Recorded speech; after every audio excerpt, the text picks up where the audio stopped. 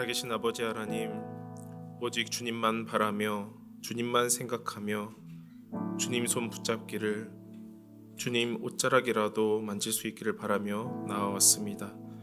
우리의 마음판에 주님의 말씀 새겨주시고 우리의 손과 발에 주님의 땀, 주님의 눈물, 주님의 마음 깊이 담겨 있게 하여 주옵소서. 이 시간 우리 가운데 함께 하실 줄 믿사옵고 예수님의 이름으로 기도하옵나이다.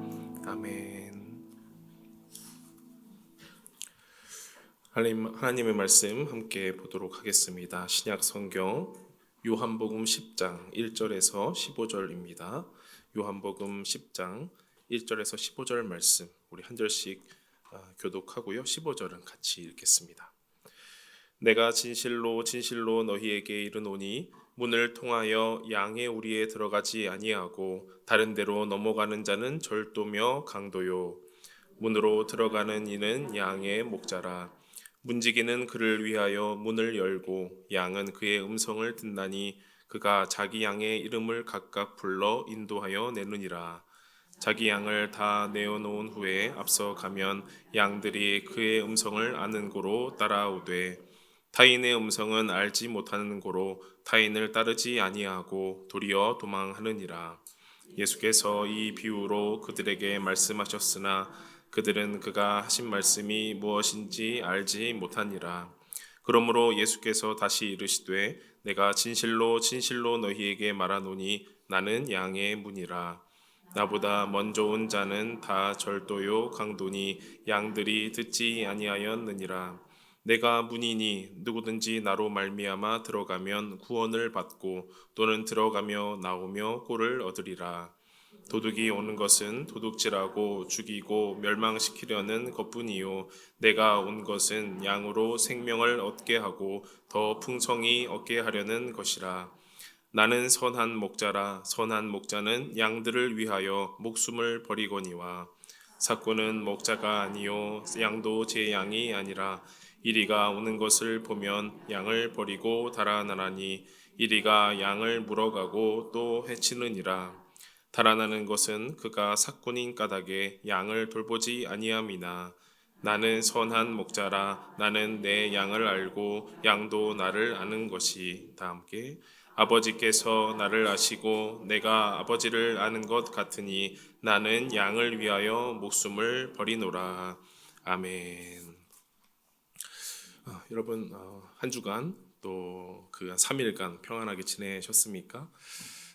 어제 제가 문자 하나를 이제 성도님께 보냈습니다. 지난 주일이 새가족 수료식이 있었어요. 올해 마지막 새가족 수료식이 있어서 저희 교구에 이제 등록하게 된 분께 평안과 안내 문자를 드렸는데 답장이 이렇게 왔습니다. 이제 마지막 답장 인사로 네 목사님도 오늘 하루 감사와 평안을 생각하는 하루 되세요. 이렇게 연락이 왔어요. 그래서 이 멋있는 건 내가 해야 되는데 라는 생각이 들면서 나도 그렇게 해야 되겠다. 그래서 today thanks and shalom 해야겠다. 그렇게 생각을 했습니다. 여러분들도 이제 연말에 많은 또 준비와 분주한 가운데 있겠지만 하루하루 하나님께 감사와 또 평안을 곱씹어보고 되돌아보고 또 적어보기도 하고 나눠보기도 하는 그런 시간 되면 좋겠다 생각이 들고요. 또 오늘 예배와 또 말씀이 그 또 한 꼭지점이 되길 바랍니다. 평안하십니까? 라고 인사를 나누었는데 사실 그거는 우리의 인생살이 세상살이가 평안하지 않기 때문에 더 그런 인사를 또 드리곤 했습니다. 우리는 평범하게 그리고 보통 사람처럼 살고 싶지만 우리의 인생은 그리 만만하지 않기에 여러 고민 또 질문 걱정 속에 우리는 살아갑니다. 지난 날들을 되돌아볼 때에 세상이 여러분에게 어떤 질문을 많이 던졌을까 한번 생각해 보면 좋겠습니다. 세상 속에 어떤 사람이 질문했든 세상 속에 살아가는 내 안에 어떤 질문이 솟아났든 간에 세상을 살아가면서 어떤 질문이 많이 있으셨습니까? 세상의 시선은 세상의 논리는 늘 우리에게 이렇게 묻고는 합니다. 세 가지 질문을 가져왔는데요. 당신은 누구입니까? 또 당신은 무엇을 가지고 있습니까? 당신은 우리에게 어떤 이익을 줄 수 있습니까? 이 세 가지 질문들이 우리의 인생 가운데 늘 던져진 그런 질문이라고 생각합니다. 듣기만 해도 참 피곤하죠. 모르긴 몰라도 70, 80 평생을 살아가는 여러분들 속에서도 나는 누구일까? 나는 무엇을 가지고 있는가? 나는 누구에게 어떤 이익을 주며 살았는가? 생각해 보면 그리 쉬운 질문만은 아닐 것입니다. 반대로 우리는 이런 질문을 받으면서 매 순간 늘 누군가에게 나는 누구인지, 나는 무엇을 가지고 있는지, 나는 어떤 이익을 너에게 주는 사람인지 증명하면서 살아가고는 합니다. 내가 쓸모 있는 사람이라는 것을 늘 확인시켜 줘야 하는 그런 강박 속에서 살아가는 것이죠. 그러다 보니까 내 이름 석자 앞에 붙은 직함이나 또는 내가 사는 아파트 평수나 또 내 아이의 성적, 내 아이의 직업 등등 그런 것들이 마치 나인 것처럼 증명하면서 나는 누구 아빠야, 나는 어디서 살아, 나는 어떤 것을 가졌어 라고 하면서 그것이 마치 나인 것처럼 착각하며 살 때가 많습니다. 마치 그 껍데기가 벗겨지면 내 존재가 사라지는 것 같은 그런 심정 가운데 있는 것이죠. 그렇게 험한 이 세상을 살아가는 가운데 우리를 찾아오신 분이 계십니다. 그분은 우리에게 너는 누구냐? 너는 얼마나 가졌느냐? 너는 나에게 얼마나 이익을 줄 것이냐라고 묻지 않으십니다. 대신에 따뜻한 음성으로 자신이 누구이신지를 소개하시죠. 그분이 바로 예수님, 우리 주 예수 그리스도이십니다. 그런 마음으로 오늘 설교 제목을 나는 너의라고 지었습니다. 뒤를 이렇게 잘랐죠. 나는 너의 땡땡땡 이렇게 줄였는데 말끝을 맺지 않고 열려 있다라는 것은 도대체 주님은 나의 무엇이란 말인가? 주님은 나에게 있어서 누구이게? 라는 그런 질문까지 담아 본 것입니다. 예수님은 요한복음 전체를 통해서 나는 무엇이다 라는 말씀을 많이 하셨어요. 나는 생명의 떡이다. 나는 세상의 빛이다. 나는 부활이요 생명이다. 나는 길이요 진리요 생명이다 라고 말씀하셨습니다. 오늘 요한복음 10장에서는 예수님이 두 가지 이미지를 가지고 나는 무엇이다 라고 말씀하시며 다가오십니다. 그래서 오늘 설교 제목 뒤에 담지 못한 그 빈칸을 여러분과 함께 채워가면서 단순한 빈칸 채우기가 아니라 그 빈칸이 우리의 마음을 깊이 울리는 시간 되기를 원합니다. 첫 번째 빈칸입니다. 나는 너의 땡땡이다. 나는 너의 땡땡이다. 첫 번째 빈칸의 힌트는 오늘 본문의 9절에서 찾을 수가 있겠습니다. 다 함께 읽어보겠습니다. 내가 문이니 누구든지 나로 말미암아 들어가면 구원을 받고 또는 들어가며 나오며 꼴을 얻으리라. 제가 한 번 더 읽겠습니다. 내가 문이니 누구든지 나로 말미암아 들어가면 구원을 받고 또는 들어가며 나오며 꼴을 얻으리라. 그러면 첫 번째 빈칸의 정답이 뭘까요? 문이죠. 나는 너의 문이다 라고 예수님께서 말씀하셨습니다. 여러분, 문 하면 어떤 이미지가 떠오르세요? 지금 우리 교회당에도 여러 문들이 있습니다. 노란색 문, 흰색 문, 검정색 문, 미는 문, 이렇게 옆으로 미는 문, 여러 가지 모양의 문이 있습니다. 그래서 보통 문은 이 공간과 공간을 나눠주는 역할을 합니다. 그래서 문을 뚫어버리면 큰 공간이 되기도 하고 또 반대로 문을 달게 되면 공간과 공간을 이제 나누는 그런 개념도 되게 됩니다. 그래서 공간을 이어주기도 하지만 문을 열어서 공간을 이어주기도 하지만 문을 닫아버리면 아주 엄격한 경계선이 생기게 되는 것이죠. 제가 며칠 전에 그리고 또 자주 겪는 일 중에 하나입니다. 가끔씩 들어가는 인터넷 사이트가 있습니다. 쇼핑을 위해서 가끔씩 들어가는 사이트가 있는데 로그인이 안 되는 거예요. 네, 아이디도 가물가물한데 비밀번호가 도무지 생각이 안 나서 이거였나 또 저거였나 하고 여러 가지를 눌러봤습니다. 몇 번 틀리고 나니까 이제 경고창이 뜹니다. 입력 횟수 초과 본인 인증이 필요합니다. 이런 창이 떴어요. 이때부터 이제 한숨이 나오면서 고난의 여정이 시작됩니다. 자존심을 내려놓고 비밀번호 찾기를 이제 누릅니다. 그랬더니 제 명의의 휴대폰으로 인증을 요구하는 거죠. 통신사를 눌러라, 이름을 써라, 생년월일을 써라. 그러더니 찌그러진 문자를 이제 잘 봐가지고 막 써라 이렇게 하는 거죠. 도대체 이게 무슨 글자인지 모르겠는데 그걸 쓰라고 합니다. 겨우 이제 입력해서 인증 번호를 눌렀습니다. 그런데 문자 메시지를 기다려도 이제 안 오는 거예요. 그래서 아무리 기다려도 안 와서 다시 보내기를 눌렀습니다.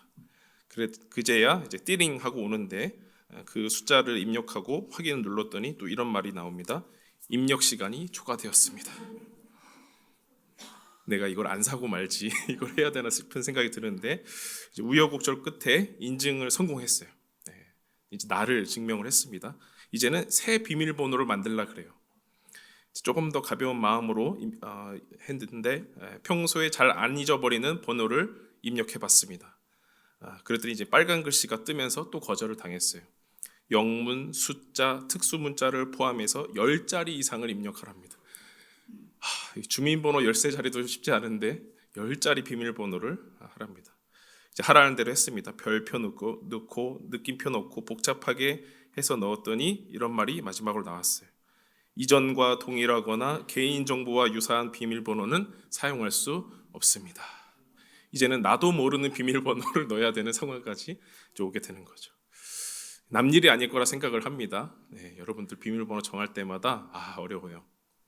근데 웃을 일도 아닌 것이 세상이 딱 이렇습니다.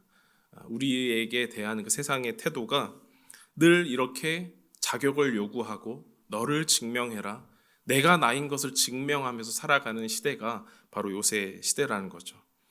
너는 정말 너인지 증명해 봐라. 들어오고 싶으냐? 그럼 조건을 갖추어라. 스펙을 쌓고 돈을 내고 시험에 합격을 하여라. 만약에 규칙 하나라도 틀리면 너는 들어올 수 없다. 들어왔다가도 너는 쫓겨날 수 있다. 우리는 이 평생 이 까다로운 세상의 문 앞에서 거절당하면 어떡하지? 도중에 문이 닫히면 어떡하지? 들어가서도 쫓겨나면 어떡하지? 전전긍긍하며 살아갑니다. 거절당해서 속상하고 거절당할까 봐 불안해서 도전하지도 못하는 섭섭한 마음으로 살아갑니다. 직장의 문이 있고요. 대학의 문이 있고 성공의 문이 있고요. 또 사랑과 행복의 문이 보이고 보이지 않게 우리를 기다리고 있습니다. 그 문들의 비밀번호는 너무 복잡합니다. 수시로 바뀌고 그래서 우리는 늘 걱정하고 긴장하며 살아가죠. 그런데 오늘 예수님의 말씀을 들어보면 내가 문이다 라고 말씀을 하세요. 내가 문이다. 그 뜻은 뭡니까? 비밀번호가 있다는 걸까요? 없다는 걸까요? 없다는 겁니다. 비밀번호가 없이 나를 증명할 필요 없이 들어가면 된다라는 거예요. 세상의 문은 자격을 갖춘 사람만 들어오십시오 라고 말을 하지만 예수님의 문은 우리의 이름을 각각 불러서 그 문으로 인도하는 그런 문입니다. 수고하고 무거운 짐진 자들을 위해서 비밀번호 없이 활짝 열린 문입니다. 성경을 연구하는 학자들의 연구에 따르면 이 고대 이 팔레스타인의 이 광야에 있는 양 우리에는 번듯한 대문이 없었다고 합니다. 그래서 이런 그림을 한번 준비해 봤는데요. 이렇게 돌담을 이렇게 빙 둘러서 이제 돌담을 짓고 그 안에 양들을 가두어 놓았습니다. 그리고 입구는 열려 있는데 저 나무 그림이 있기는 하지만 사실상 밤에 양들을 지켜야 하는 그런 목자로서 저 양의 문이 가장 중요한 것이죠. 저 뻥 뚫린 입구를 누가 지키겠습니까? 바로 목자가 지키고 있는 거예요. 저 목자가 문에 비스듬히 지금 누워 있죠. 양들이 잘 자는가, 별일은 없는가 주변을 또 경계하면서 그 입구에 가로 누워서 잠을 자고는 합니다. 즉 목자의 몸이 문이 되는 겁니다. 목자의 몸이 문이 되는 것이죠. 이리 같은 짐승들이 양들을 노리고 들어오려고 하면 어디로 가야 됩니까? 목자를 넘어서 가야 돼요. 혹 안에 있던 양들이 밖에 나가볼까 하더라도 목자를 통해서만 나갈 수가 있습니다. 그러니 내가 문이다 라는 말씀은 내가 온몸으로 너를 막아서서 지켜주마. 내 목숨을 다하여서 너 하나를 위해서 내가 지켜주겠다. 나를 통하지 않고는 아무런 위험도 너에게 닿을 수 없을 것이다 라고 하는 우리 주님의 강한 보호의 약속인 것이죠. 사랑하는 여러분, 그동안 세상의 문턱이 좀 어떻습니까? 너무 높지는 않으셨습니까? 너무 날카롭지는 않으셨나요? 자꾸 거절당한 것 같아서 마음이 차가워진 분도 계십니까? 조건 없이 열려있는 비밀번호 없는 예수님의 문으로 들어가시길 바랍니다. 그 문 열고 들어가면 이 세상에 줄 수 없는 쉼이 있습니다. 꼴이 있고요. 안전이 있습니다. 우리 주님은 여러분에게 그렇게 가장 안전한 그리고 따뜻한 문이 되어 주십니다. 자, 이제 두 번째 빈칸입니다. 두 번째 빈칸. 나는 너의 땡땡이다. 자, 주님은 우리의 문이 되실 뿐만 아니라 그 문 안팎에서 우리를 돌보시는 분입니다. 11절 말씀 다 함께 읽어보겠습니다. 나는 선한 목자라. 선한 목자는 양들을 위하여 목숨을 버리거니와. 한 번 더 제가 읽겠습니다.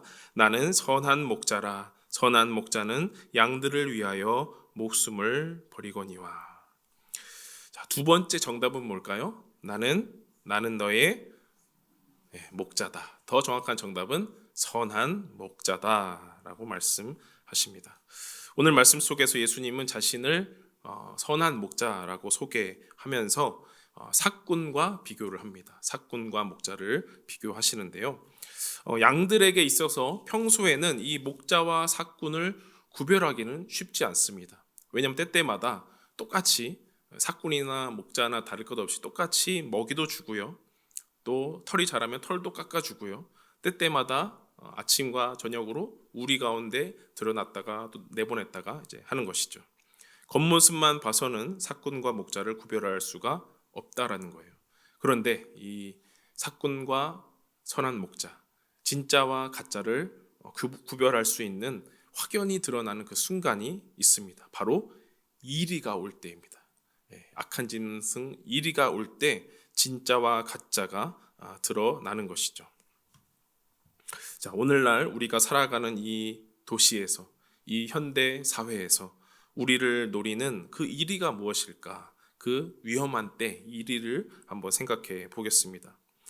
양들을 물어뜯는 늑대처럼 우리의 영혼을, 우리의 인생을 두렵게 만드는 그 존재는 무엇일까?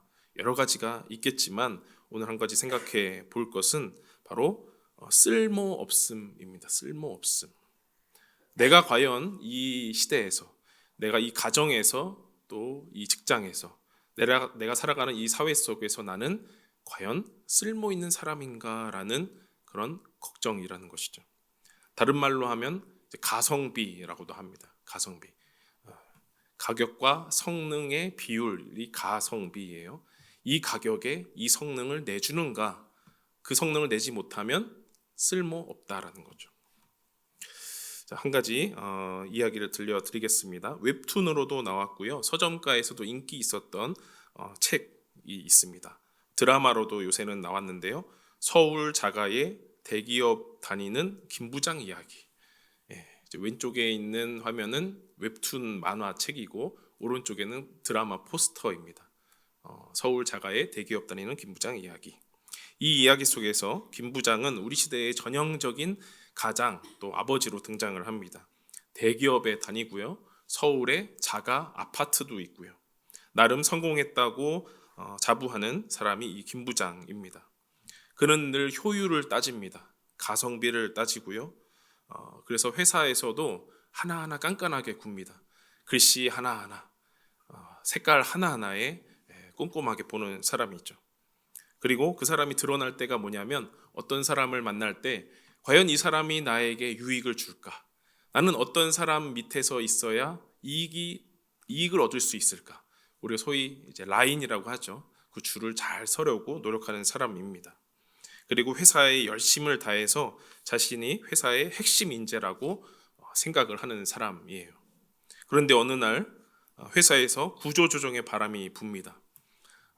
김 부장은 자신은 절대 그 구조조정에 해당하지 않다고 생각을 하면서 내가 그동안 회사를 위해서 얼마나 열심히 일을 했는데 40년간 그렇게 충성을 다했는데 라고 하면서 구조조정을 떠나서 이제 임원의 자리까지 노리게 됩니다.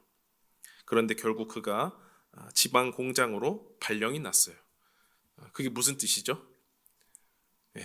자천 정도가 아니고 나가라는 거죠. 그 자리에서 나가라는 겁니다. 그래서 사실상의 퇴직 압박을 받으니까 그가 그동안 믿었던 동료들, 형처럼 여겼던 상급자, 또 동생처럼 여겼던 부하들이 다 외면을 하게 됩니다. 왜냐하면 이제 회사 입장에서 그 김 부장은 가성비가 떨어지는 존재가 된 거죠. 쓸모없는 비용이 된 것입니다. 이렇게 쓸모없어진 김 부장의 넋두리를 한번 정리해 봤습니다. 대한민국에서 남들만큼 산다는 건 쉽지 않다. 취업도 승진도 제때 해야 하고 집도 차도 옷도 수준에 맞춰야 하고 남들 노는 만큼 놀아야 하며 그 와중에 자식도 좋은 대학에 보내야 한다. 그리고 이 모든 성취를 주변 사람들에게 온 오프라인으로 알리며 증명해야 한다. 그래야 남들만큼 사는 거예요. 남들보다 잘 사는 게 아니고 남들만큼 살려면 저런 생각, 넋두리가 있었다라는 거죠. 자, 세상 속에서 늘 자신을 증명하며 살았던 이 김 부장은 무엇을 느꼈을까? 그 드라마를 보면서 이런 것들이 생각이 났습니다. 그동안에 대한 노력에 대한 배신감도 있었을 것이고 그렇게 열심을 다했지만 아버지로서 집에 오면 남편으로서 집에 오면 서늘한 외로움이 기다리고 있었습니다. 회사에서는 위에서는 압박하고 아래에서는 치고 올라오고 도무지 쉴 틈이 없었던 그 삶이 김 부장의 삶이었고 오늘 성경에서 말을 들어보면 바로 삭군이 도망간 자리라고 볼 수가 있겠습니다. 왜 도망갔을까 보면 12절 말씀인데요. 자, 삭군은 목자가 아니요 양도 제 양이 아니라 이리가 온 것을 보면 양을 버리고 달아나라니 이리가 양을 물어가고 또 해치느니라. 이리가 닥쳐와서 삭군이 이제 도망을 가게 된 거죠. 이렇게 세상은 삭군의 논리로 돌아갑니다. 네가 돈을 벌어다 줄 때에는 친구였지 동료였지만 네가 늙고 병들고 실수해서 손해를 끼치면 나는 너를 모른다고 말하겠다. 그것이 바로 이리가 쳐들어왔을 때에 삭군이 도망가는 자리인 것이죠. 그래서 우리는 나 스스로가 쓸모없는 존재가 될까봐 그런 상황 속에서 도태될까봐 버려질까봐 밤잠을 설치기도 합니다. 이런 두려움이 바로 우리의 영혼을 물어뜯는 일이라고 볼 수가 있겠죠. 하지만 여러분 우리 예수님을 한번 생각해 보십시오. 그 말씀을 들어보십시오. 예수님은 나는 선한 목자다라고 말씀하십니다. 그리고 덧붙이시기를 나는 양들을 위하여 목숨을 버린다라고 말씀하셨습니다.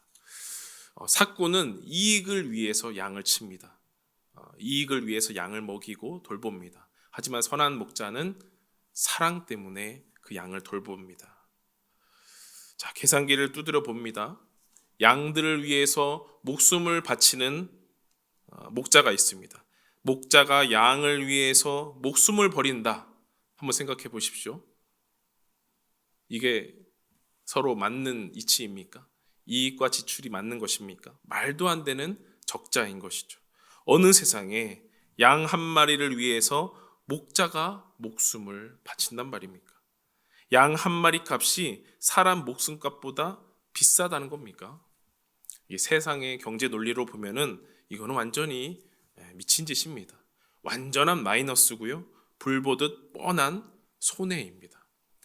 그런데 오늘 예수님께서 말씀하시길 나는 선한 목자다라고 하시는 것은 그 손해를 선택하신 것이죠. 완전한 마이너스를 선택하신 것입니다. 왜일까 생각해 보면 주님은 왜 그렇게 양들을 위해서 목숨을 버리셨을까 생각해 보면 주님께 있어서 그 양은 이익을 남기는 수단이 아니었다라는 거죠. 우리에게도 적용해 보면 주님이 우리를 보시면서 나는 너희를 통해서 어떤 이익을 남기겠다, 그렇게 생각하시는 분이 아니라는 거죠. 주님께 여러분은 성공해야만 예뻐 보이는 존재가 아니라는 것입니다.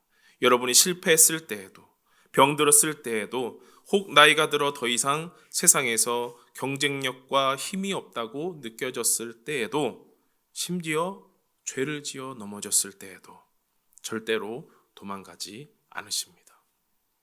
본문 10절의 말씀, 도둑이 오는 것은 도둑질하고 죽이고 멸망시키려는 것뿐이요 내가 온 것은 양으로 생명을 얻게 하고 더 풍성히 얻게 하려는 것이라. 도둑은 죽이고 멸망시키려 합니다. 사꾼은 위기의 순간에 양을 버리고 달아나려 합니다. 하지만 선한 목자이신 예수님은 맨몸으로 막아서십니다. 악한 이리가 틈을 보고 달려들려고 할 때, 도둑이 달려들려고 할 때 목숨을 다 바쳐서 보호하십니다. 자, 이제 우리의 질문입니다. 그럼 어디에 그 증거가 있습니까? 전 그렇게까지 보호를 받지 못한 것 같은데요. 과연 선한 목자 예수님께서 제 곁에 나의 문에 계신가요? 라고 질문을 할 때 저 십자가를 한 번 더 바라보시길 바랍니다. 십자가는 예수님이 우리를 살리기 위해서 바보 같게도 자신의 전부를 낭비해 버리신 지상, 지하, 우주 그 어느 것보다 더 크신 비효율적인 사랑인 것입니다. 아주 낭비해요. 아주 비효율이에요. 아주 가성비가 떨어지는 그 사랑이 바로 예수님의 십자가 사랑이었다는 거예요. 저희 집에 그 아들이 어제 오늘 계속 중얼중얼 뭘 부르는데 이런 찬양을 불렀어요. 그 가사를 생각해서 저도 겨우 검색을 했는데 이런 찬양이었어요. 저 하늘보다 더 높고 저 바다보다 더 깊은 예수님의 사랑, 이렇게 부르더라고요. 네, 우리 유치부 부장님만 막 웃으시는데 어디서 저걸 배운 것 같아 했더니 저 하늘보다 더 높고 저 바다보다 더 깊은 가성비 떨어지는 비효율적인 예수님의 사랑을 노래했습니다. 사랑하는 여러분, 내가 과연 가치 있는 사람인가? 난 필요한 사람인가? 라는 질문 때문에 걱정하십니까? 세상이 여러분을 가치로 매기지 않도록 걱정하지 마십시오. 그냥 무시해 버리십시오. 당신은 누구인가? 당신은 얼마나 가졌는가? 당신은 우리를 위해서 얼마나 이익을 줄 것인가? 그냥 무시해 버리십시오. 왜 그렇게 할 수 있냐면 천지를 지으신 주님께서 자신의 목숨과 맞바꿀 정도로 여러분을 소중하게 여기시기 때문입니다. 당신은 얼마를 가졌는가? 난 예수님을 가졌다. 천지를 지으신 예수님께서 내 안에 계신다. 그것을 누구와 맞바꾸겠습니까? 나는 너의 목자다. 나는 결코 너를 떠나지 않는다. 그 어떤 것도 심지어 죽음조차도 내 사랑 안에서 너와 나를 끊을 수 없다라고 말씀하시는 그 목자의 음성을 들으시길 바랍니다. 주님 앞에서 그 누구도 여러분을 가성비로 따지지 않습니다. 말씀을 마무리하면서 오늘 설교의 제목 빈칸을 채워서 한번 우리 정답을 공개해 보도록 하겠습니다. 주님의 정답 공개입니다. 자, 나는 너의 문이다. 나는 너의 선한 목자다. 자, 나는 너의 문이니까 복잡한 자격지심 다 내려놓고 증명하려 들지 말고 그냥 들어와라.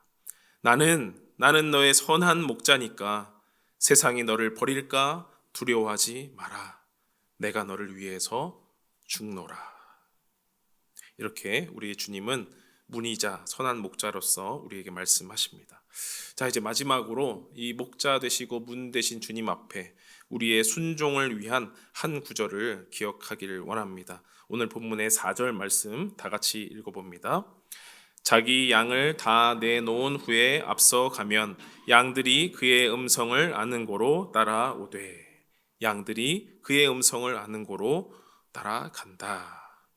양의 문이자 선한 목자이신 예수님이 양들의 이름을 일일이 부르시고 보호하시며 앞장서서 가실 때, 그 다음에 이어지는 양들의 당연한 행동은 목자를 따라가는 것이죠. 다른 타인의 음성에 귀 기울이지 않고 오직 주님 말씀만 듣고 따르는 것이죠. 그래서 그 목자를 따르는 양들이, 이제 상상입니다, 그 양들이 목자를 닮아서 살아가면 어떨까? 양들로 그쳐서 먹고 마시는 거에만 만족하지 않고 목자를 닮아가는 양들이 되면 얼마나 좋을까? 자신도 다른 이의 생명을 위한 문지기 사역을 감당하고 길이요 진리요 생명이신 예수님께로 다른 양들을 인도해가는 그런 목자 닮은 양이 되면 어떨까? 그러면 그 목자가 얼마나 기뻐하실까라는 생각을 하게 됩니다. 이 이야기는 시간이 조금 남으면 하려고 그랬는데 해야 되겠습니다. 제가 딸이 둘이 있고 아들이 하나가 있는데, 우리 교회에 어떤 시니어 분께서 늘 아들 잘 살고 있는지 물어보세요. 한 번도 딸들에 대해서는 물어보지 않으시고 그 아들 개구장이 잘 있냐고 물어보세요. 그러면 저는 늘 매주마다 업데이트된 사진을 들고 동영상을 들고 이제 보여드립니다. 그러면 하시는 말씀이 있어요. 닮으라 하는구나. 뜻을 무슨 소리지 생각을 해보면 비슷하다, 이제 아빠를 닮아간다, 그런 뜻이겠죠. 닮으라 하는구나. 그걸 들으면서 이제 오늘 말씀을 막 묵상을 하는데, 꼭 이제 예수님 닮아라 이렇게 들리는 거예요. 닮으라 하는구나. 예수님이 여러분 보실 때, 이제 목자가 양을 볼 때 뭐 먹어라 자라 쉬라도 있겠지만 나를 좀 닮으라. 목자의 삶을 보고 들으면서 그 음성 듣고 따라가면서 닮으라 하는 것 아닐까 싶었습니다. 사랑하는 여러분, 나의 구원, 나의 꼴을 위해서만 만족하거나 안주하지 않고 주님을 닮아가며 주님과 함께 자라가기에 애쓰는 저와 여러분이 되기를 간절히 축원합니다. 우리 다 함께 찬양 올려드리겠습니다. 예수 닮기를.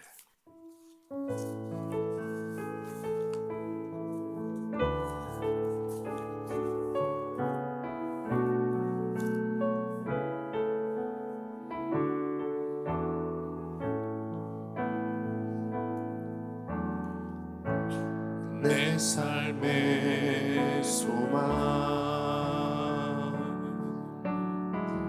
내가 바라는 한 분, 예수 닮기를 내가 원하네. 한없는 사랑, 풍성한 그 효, 예수 닮기를 내가 원하네. 예수 닮기를, 예수 보기를, 예수만 높이길 내가 원하네. 내 평생 소원, 예수 닮기를, 예수만 넘기를 내가 예수 닮기를, 예수 닮기를, 예수 보기를, 예수만 높이길 내가 원하네.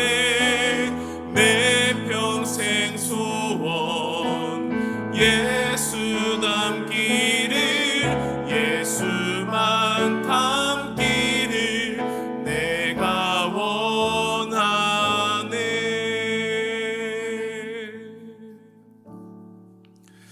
이 시간 함께 기도하실 때, 그동안 주님 문으로서만 드나들었습니다. 선한 목자이시니까 당연히 날 지켜주실 거라고 안주하며 살았습니다. 이제 한 가지 더 미션을 우리의 삶 가운데 행하기를 원합니다. 주님, 목자 닮은 양으로 살아가게 하옵소서. 구원의 문이신 주님께로 다른 양들이 드나들 수 있도록, 참 보호이시고 참 인도이신 주님께로 다른 양들을 함께 데리고 갈 수 있도록 목자 닮은 양으로서 더 업데이트된 삶을 살아갈 수 있도록 인도하여 달라고 이제 간절히 기도하시겠습니다.